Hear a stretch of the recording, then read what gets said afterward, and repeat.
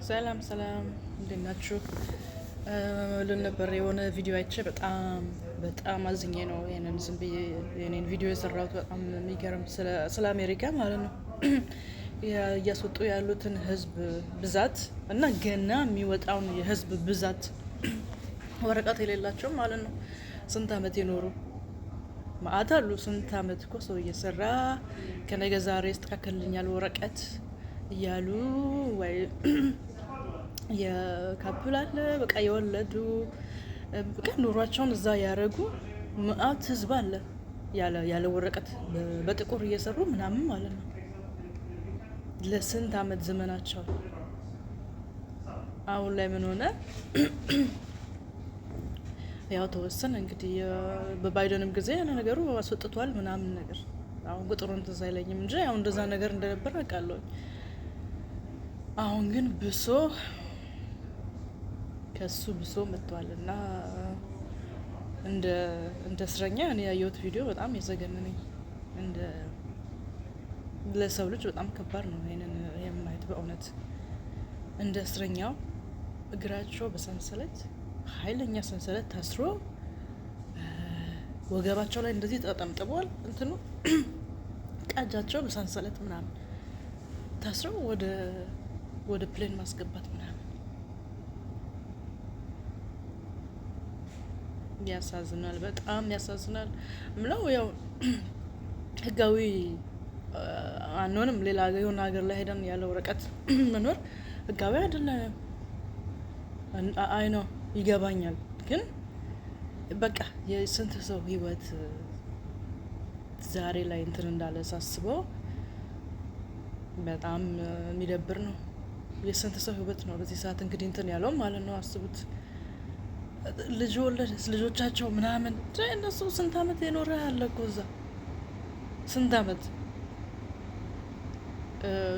ያንን ሁሉ ህዝብ ሲያስወጡ ያ ሁሉ ህዝብ ይሰራል እንግዲህ በተቻለው አቅም ለመኖር የተቻለውን አድርጎ ነው የሚኖረው።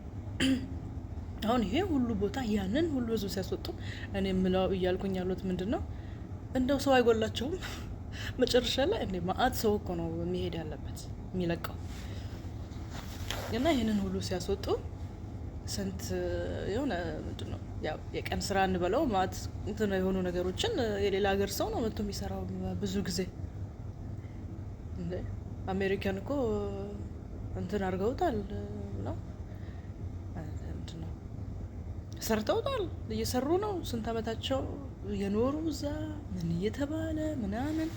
ዛሬ ላይ እንግዲህ ምንድነው ሆፕ ይሄ ኢንፎርሜሽን እናንተ ከሰማችሁት ልክ አይደለም ወይ ልክ ነው ወይ አይደለም ወይ? እኔ የሰማሁትን ነው የምነግራችሁ። አሁን ልጆች ያላቸው ኦኬ እናትና አባት ምንድነው የሚባሉት? ኦኬ ወይ ልጃቸውን ትተው ይሄዳሉ። እዚህ እንዲኖር ከፈለጉ አሜሪካ እንዲኖር ከፈለጉ እዚህ ስለ አሜሪካ ማለት ነው እዛ እንዲኖር ከፈለጉ ልጆቻቸውን ትተው መሄድ ይችላሉ።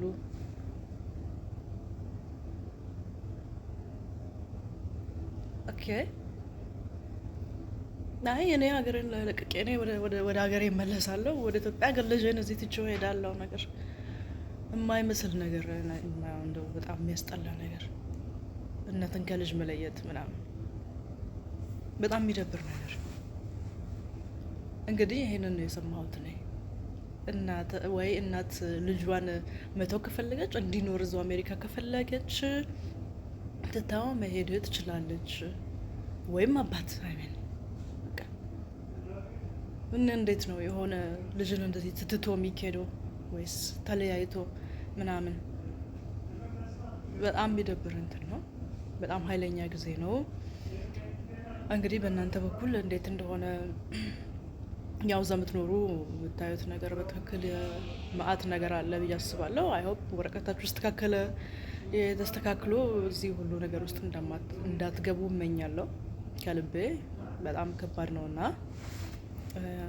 ያው እዚህም ሀገር አለ ያለ ወረቀት ምናምን፣ ግን ያው እስካሁን አልተባረሩም። እውነቱን ለመናገር የተወሰነ ጊዜ ላይ ወደ ሆነ ሀገር ሲልኩ ነበር ሰብስበው በባስ በምን እያደረጉ ወደ ሌላ ሀገር ወደ አፍሪካ ሀገር ማለት ነው ሰብስበው ወረቀት የሌላቸውን ምናምን ነገር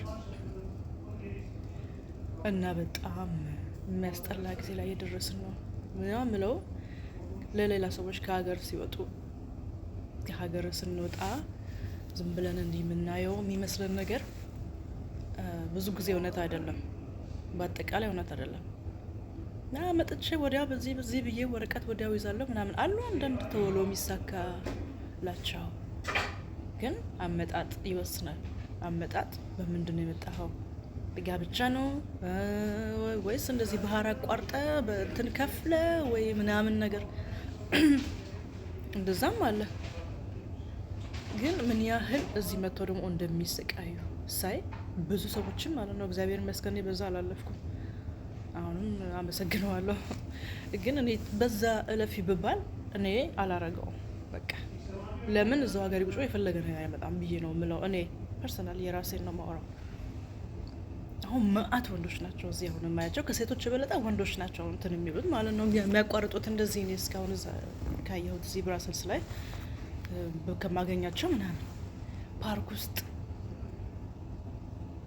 ጌታ አንዳንድ ፓርክ ውስጥ ተኝተው ብርድ ነው እኮ በጣም ብርድ ነው። እኔ ስንት ነገር ለብሼ እንጣጣ አሁን ኮት አለኝ፣ ሌላ ኮት አለኝ፣ ሌላ እንደዚህ ደርቤ ሻርፕ አድርጌ እንደዚህ ተከናንቤ ነው እስከ ቤቴ ስወጣ።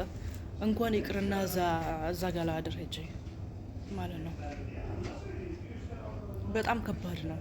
ይሄንን እውነታ ሁሉም ሰው ሊያውቀው ይገባል። አሁን ምንድነው የሆነ ያለው? ከዚህ መጥተው በፈረንሳይ አድርገው ከዛ ቤልጅየም ገብተው ከዛ እንደዚህ ደግሞ ቤልጅየም ይሻላል መሰለኝ እኔ ሳስበው ለወረቀት።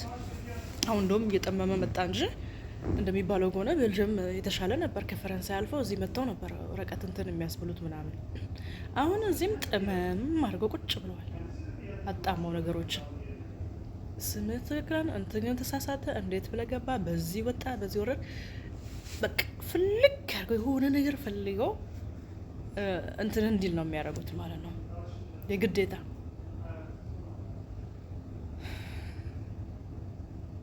እንድንለቅ እንድንወጣ እንድንሄድ ነው በቃ ፍላጎት ማለት ነው። ስለዚህ እስቲ ነው በተቻለን አቅም ባካችሁ ሳይወጣ በፊት ወደ መንገድ ሳይወጣ በፊት ያለውን አደጋ በደንብ ይሁን። እስቲ እዚህ ብራሰልስ ላይ የምትኖሩ ቪዲዮን ካያችሁ እስቲ ስንት ህዝብ አለ? እውነቱን ለመናገር ስንት ህዝብ አለ? ሀበሻ ምን የስንት ሀገር ሰው እንዲህ የተኛ ውጭ ላይ ማለት ነው። ቦታ ጠፍቶ ማሳደሪያ ጠፍቶ አንዳንዴ ሆቴል ያድራሉ እየተከፈለላቸው። እሱንም የሆነ ሆቴል የሚያድረሰው አይነት አለው ነገር። ምክንያቱም እናት ከሆነች ከነ ልጇ ምናምን ነገር እናት ከነ ልጅ ካላት ወይ የሆነ እንደዛ ነገር ኤክሰፕሽን ወይ በጣም የታመመ ሰው ብቻ የሆነ ነገር ያስፈልጋል እንጂ በየቀኑ ሆቴል የተከፈለለት የሚያደርሰው የለም። አሁን ብዙዎቹ ውጭ ላይ ናቸው። ቦታ ጠፍቶ በቃ ማደሪያ የለም፣ ቦታ የለንም እየተባሉ በስቃይ ላይ ያሉ ስንት ህዝብ አለ። በጣም ማአት አሉ። እና እስቲ እንደው እናስብበት የተሻለ መንገድን። ሁሉም ሰው ያለ ነው ህይወቱን ማሸነፍ ይፈልጋል። ከሀገር ወጥቶ ስራ ሰርቶ እንደዚህ ሆኜ አዎ፣ ግን እንደ በሆነ በትክክለኛ መንገድ መደረግ ቢቻል መሆን ቢቻል ባይነኝ እኔ እውነት ሲታይ አሁን እንደዚህ ከመንገድ ላይ ተይዘህ አንተ ስንት ፕላን ያለ ሰው ፊውቸር እንትን እያልክ በፖሊስ ተይዘህ መኪና ውስጥ እዛ እንደ ሌባ ሰንሰለት እጅና እግር ታስሮ ትላካል። ያሳዝናል። ይሄ ሁሉ በጣም ያሳዝናል። እና እስቲ እዛ ላላችሁ ኢትዮጵያኖች ለሁላችሁም ለነገሩ ያው እግዚአብሔር ይርዳችሁ። የሌለው ወረቀት የሌለው ምንም ካለ እግዚአብሔር ያሳካላችሁ ያስተካክለው እና ከዚህ እስቲ ወላፈን ያውጣን ይሰውረን እንጂ ከባድ ነው። ከባድ እና መልካሙን ሁሉ እመኝላችኋለሁ እና መልካም ቀን። ቻቻ